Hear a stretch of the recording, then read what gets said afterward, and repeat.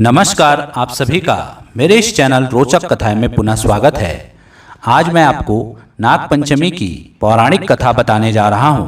तो देर नहीं करते शुरू करते हैं आज की कथा। प्राचीन काल में एक सेठ जी के 7 पुत्र थे।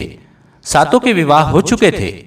सबसे छोटे पुत्र की पत्नी श्रेष्ठ चरित्र की विदुषी और सुशील थी, परंतु उसका भाई नहीं था।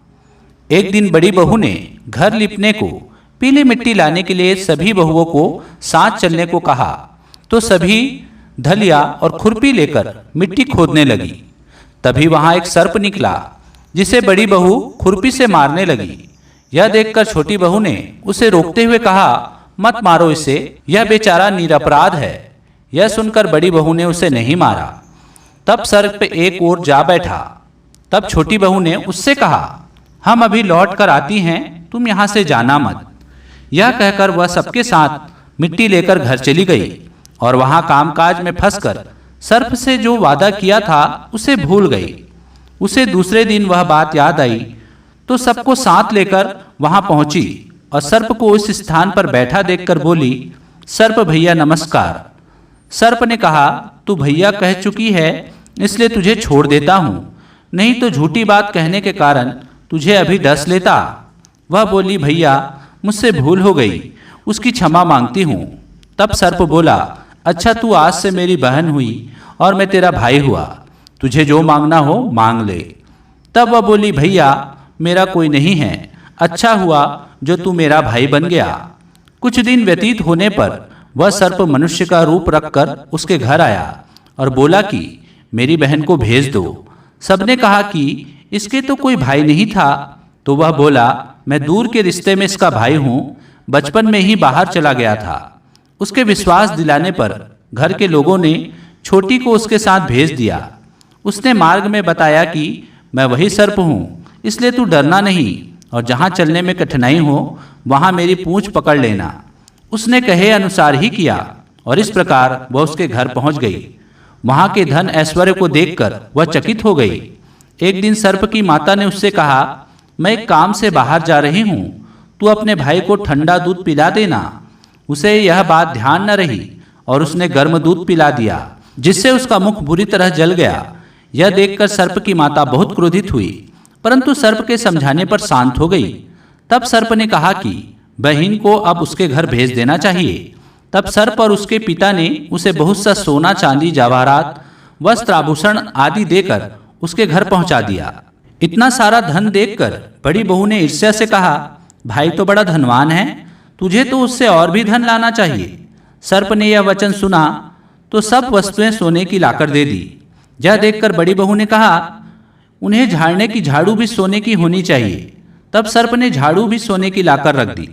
सर्प ने छोटी बहू को हीरा मणियों का एक अद्भुत हार दिया था। उसकी प्रशंसा उस देश की रानी ने भी सुनी और वह राजा से बोली कि सेठ की छोटी बहू का हार यहाँ आना चाहिए। राजा ने मंत्री को हुक्म दिया कि उससे वह हार लेकर शीघ्र उपस्थित हो। मंत्री ने सेठ जी से जाकर कहा कि महारानी जी छोटी बहू का हार पहनेंगी, वह उससे लेकर मुझे दे दो। सेठ जी ने डर के कारण छोटी बहू से हार मंगाकर दे दिया। छोटी बहू को यह बात बहुत बुरी लगी। उसने अपने सर्प भाई को याद किया और आने पर प्रार्थना की, भैया रानी ने हार छीन लिया है, तुम कुछ ऐसा करो कि जब वह हार उसके गले में रहे तब तक के लिए सर्प बन जाए और जब वह मुझे लौटा दे तब हीरो और मणियों का हार हो जाए। सर्प ने ठीक वैसा ही किया। जैसे ही रानी ने हार पहना वैसे ही वह सर्प बन गया। यह देखकर रानी चीख पड़ी और रोने लगी। यह देखकर राजा ने सेठ के पास खबर भेजी कि छोटी बहू को तुरंत भेजो। सेठ जी डर गए कि राजा न जाने क्या करेगा। वे स्वयं छोटी बहू को साथ लेकर उपस्थित हुए। राजा ने छोटी बहू से पूछा, तूने क्या जादू किया है, मैं तुझे दंड दूंगा। छोटी बहू बोली, राजन धृष्टता क्षमा कीजिए, यह हार ही ऐसा है कि मेरे गले में हीरो और मणियों का रहता है और दूसरे के गले में सर्प बन जाता है। यह सुनकर राजा ने वह सर्प बना हार उसे देकर कहा, अभी पहनकर दिखाओ। छोटी बहू ने जैसे ही उसे पहना वैसे ही हीरो मणियों का हो गया। यह देखकर राजा को उसकी बात का विश्वास हो गया और उसने प्रसन्न होकर उसे बहुत सी मुद्राएं भी पुरस्कार में दी। छोटी वह अपने हार और इन सहित घर लौट आई। उसके धन को देखकर बड़ी बहू ने ईर्ष्या के कारण उसके पति को सिखाया कि छोटी बहू के पास कहीं से धन आया है।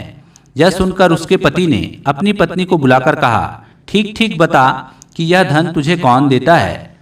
तब वह सर्प को याद करने लगी। तभी उसी समय सर्प ने प्रकट होकर कहा, यदि मेरी धर्म बहन के आचरण पर संदेह प्रकट करेगा तो मैं उसे खा लूंगा। यह सुनकर छोटी बहू का पति बहुत प्रसन्न हुआ और उसने सर्प देवता का बड़ा सत्कार किया। उसी दिन से नाग पंचमी का त्योहार मनाया जाता है और स्त्रियां सर्प को भाई मानकर उनकी पूजा करती हैं। तो दोस्तों, यह थी नाग पंचमी की एक छोटी सी कहानी। आशा करता हूँ आपको कहानी पसंद आई होगी। पसंद आई होगी तो मेरे वीडियो को लाइक कीजिए, चैनल को सब्सक्राइब कीजिए और इसे ज़्यादा से ज़्यादा शेयर कीजिए। धन्यवाद।